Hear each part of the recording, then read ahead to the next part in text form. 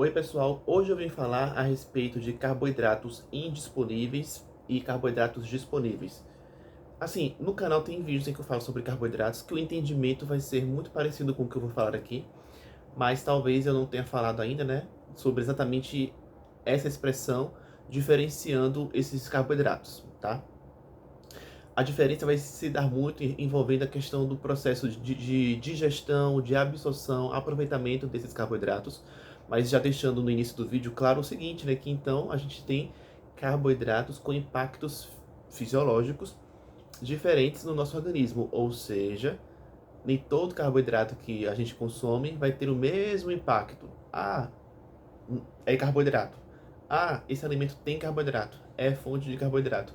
Mas aí não é só ter carboidrato, e sim que tipo de carboidrato.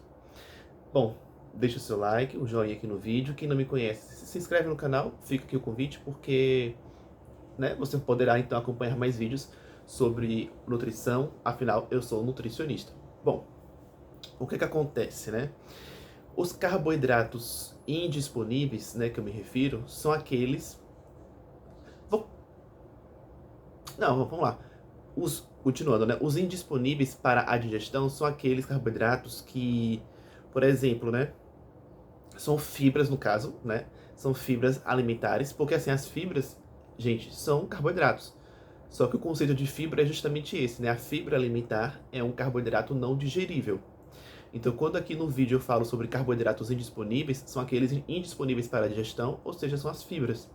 Por exemplo, um amido resistente. Aquele alimento tem então um carboidrato, que é um amido, só que é um amido resistente. Então você consome aquele alimento e aquele carboidrato disponível, ele não vai ser digerido.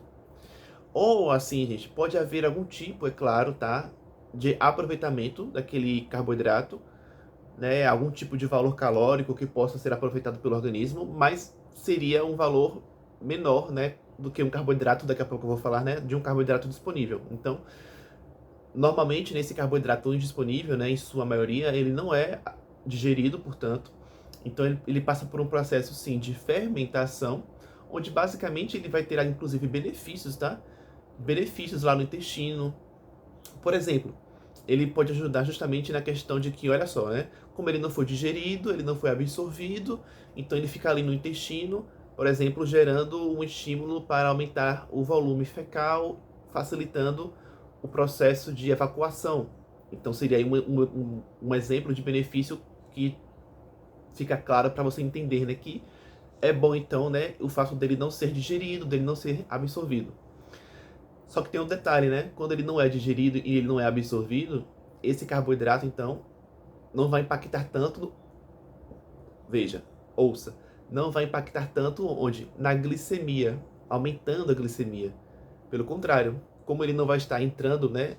Essa glicose não vai estar entrando na corrente sanguínea, você não vai aumentar a glicemia. Então é muito benéfico, portanto, consumir esse tipo de carboidrato para você ajudar no controle da glicemia. E esse entendimento nos leva ao carboidrato agora disponível, que é justamente, né, o inverso. O carboidrato disponível é aquele carboidrato, portanto, disponível para a digestão. O que, obviamente, tá, gente, não é que o carboidrato disponível é ruim. Não. A gente precisa ter carboidrato que a gente vá digerir, que a gente vá absorver, porque a gente precisa do carboidrato na corrente, né, no caso, né, a gente precisa de glicose na corrente sanguínea para os tecidos que precisam desse nutriente, né, como substrato energético. Então, só para deixar claro, não é que o carboidrato disponível é ruim, mas é porque a gente tem muita facilidade de consumir carboidratos disponíveis, né? Até o próprio açúcar, né? Os produtos que têm açúcar, né, adicionado, seja em receitas que as pessoas façam, ou os produtos alimentícios que a gente compra em mercado que muitas vezes tem açúcar, né? Então, é tanta facilidade de a gente consumir esse tipo de carboidrato que as pessoas acabam engordando, né? Aí vem obesidade, diabetes. Então, por conta disso, aí sim, né, é interessante que você entenda que o carboidrato disponível, como ele é aquele carboidrato que vai ser digerido, que essa glicose vai ser absorvida e vai impactar, portanto, na glicemia, aumentando a glicemia, é importante que você tenha cuidado, tá? Então não é que é bom, é ruim. Pela facilidade da gente consumir esse tipo de carboidrato disponível, você tem que tomar um cuidado redobrado para que você evite o excesso desse tipo de carboidrato, o carboidrato disponível. Porque se você o ingere em excesso, você pode, né, no caso a pessoa pode ter problemas desse tipo, engordar, ficar aumentando demais a glicemia, se isso se perpetua, resistência à insulina, diabetes, entende? E aí, uma forma de você, né, que pode, né, ajudar você assim no mercado, por exemplo, né, no supermercado, a dar uma noção de diferença de que, poxa, será que isso daqui que eu tô levando, né, tem carboidrato disponível ou o indisponível? Por exemplo, quando você for comprar aqueles pães, sabe, de forma, aqueles pães quadrados, né, que já vem no mercado, entre uma marca e outra, dá uma olhadinha na diferença da quantidade de carboidrato que um tem e o outro tem. Se forem quantidades similares, né? Veja então a quantidade de fibras. Se você vê lá que tem a quantidade de carboidrato similar, mas a quantidade de fibra de uma é bem maior do que a outra, provavelmente o que tem mais fibra vai ser então aquele que vai ter então o menor teor de carboidrato disponível. Entende? E assim vale para outros alimentos também, tá, gente? Um biscoito, né? Se você. Pronto, cereal matinal. Cereal matinal é um exemplo muito bom, porque normalmente os cereais matinais, né, são fontes de carboidrato, né? Eles são feitos à base de ou da farinha de trigo ou de milho, enfim, tem carboidrato normalmente, né? Em boa quantidade. Aí você compara, né, a quantidade de carboidrato de um e de outro. Às vezes, né, um pode ter muito mais carboidrato do que o outro, porque às vezes tem açúcar também. Então você já vai diferenciando. Olha, esse aqui, por exemplo, tem muito mais carboidrato porque tem açúcar na composição. Então ele vai ter muito mais carboidrato disponível. Então eu vou preferir de repente o outro que tem menos carboidrato disponível, até porque o outro que tem menos carboidrato, né, total, também tem mais fibras.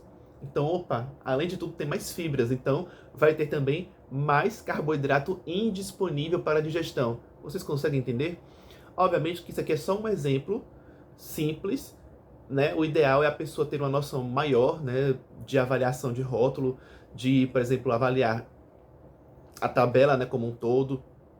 Mas como é que eu estou falando de carboidrato, eu estou focando só na parte do carboidrato, das fibras, né? Mas, por exemplo, é importante ter um entendimento também sobre a questão da lista de ingredientes, né? Porque aí sim, né, nesse somatório de informações, você consegue então agora entender melhor, né, que, bom, essa aqui é uma melhor opção, porque às vezes você pode ter um que tenha, pode acontecer, tá? De ter um que tenha menos carboidrato total, mais fibras, e ainda assim ter algum outro tipo de ingrediente que é ruim, entende? Então, só para deixar bem claro. Mas como aqui eu normalmente estou falando sobre carboidrato, estou apenas focando nisso, né?